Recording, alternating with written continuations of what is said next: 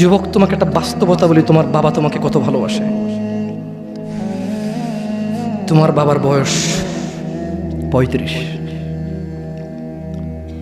20 বছর বয়সে বিদেশ গিয়েছিল, তোমাদের ঘর ছিল না। 5 বছর জীবনের ব্যয় করে দিয়েছে। বাবা মা, আত্মীয় স্বজন, বন্ধু বান্ধব, ক্রিকেট, ফুটবল, ক্যারাম, কত দাওয়াত, কত আপনজন মারা গেছে। সব ব্যয় করে 25 বছর বয়সে দেশে এসে বিয়ে করেছে, ঘর দিয়ে তোমার মাকে। তোমার জন্ম হয়েছে, তোমার বাবা চলে গেছে বিদেশ। তোমার জন্মের পরে 8 বছর তোমার বাবা বিদেশে। বিবাহিত তো বটে, কিন্তু সে বউয়ের স্বাদ পাচ্ছে না। তুমি প্রেমিকার পিছনে ঘোরো, 15 বছর বয়স তোমার। 20 বছর 22 বছরে বাইক লাগবে তোমার।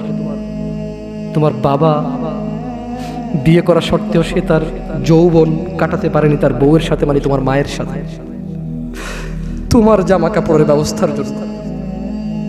তুমি বোঝো যুবক, তোমার বাবার বয়স এখন 40, সে তোমার মার কাছে আসলে আর অনুভূতি নেই, তার শক্তি কমে গেছে। তুমি বুঝবা না যুবক। 15 বছর বয়সে তুমি যত উত্তেজিত, তোমার বাবা 30 বছর বয়সে এরকম ছিল, সে আসতে পারেনি। তুমি পড়বা বলে, তোমার স্কুলের ফি লাগবে বলে, that much he loves you. তোমার বাবা তোমাকে এত ভালোবাসে। জি, তোমার এই খারাপ বাবাটা যে তোমাকে বাইক নিয়ে দেয়নি, তুমি নষ্টামি করো, মেয়েদের পিছনে করো, মোবাইল রিচার্জ করে দাও মেয়েদের, তোমাকে যে ডেইলি 500 টাকা করে দিতে পারে না। এই লোকটা যদি 60 বছর বয়স পায়, তার জীবনের 20টা বছর সে এমন 20টা বছর, যে 20টা বছরে সে হাড় ভাঙা পরিশ্রম করতে পারত, করছে, তোমার মায়ের দেখা সে পায়। এমন মূল্যবান যৌবন 20টা বছর দিয়েছে। 50 বছর বয়সের দেশে আসছে। তুমি বিয়ে করে বউ নিয়ে আলাদা থাকো, তুমি বিয়ে করে শ্বশুর বাড়িতে যাও। তোমার বাবা দেশে তো আসছে, তার যৌবন আর নেই, তার ওই সুখ স্বাচ্ছন্দ্য আর নেই। তোমার যৌবন তৈরি করেছে তার যৌবন দিয়ে। এই মুহূর্তে কোটি টাকা দিলে কি সে যৌবন কিনতে পারবে? তোমাকে তোমার বাবা এত ভালোবাসে।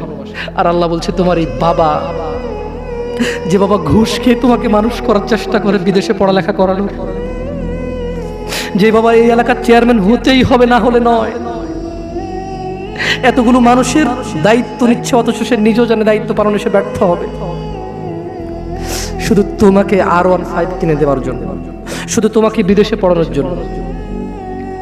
এত মূল্যবান, এত আদরের বাবা।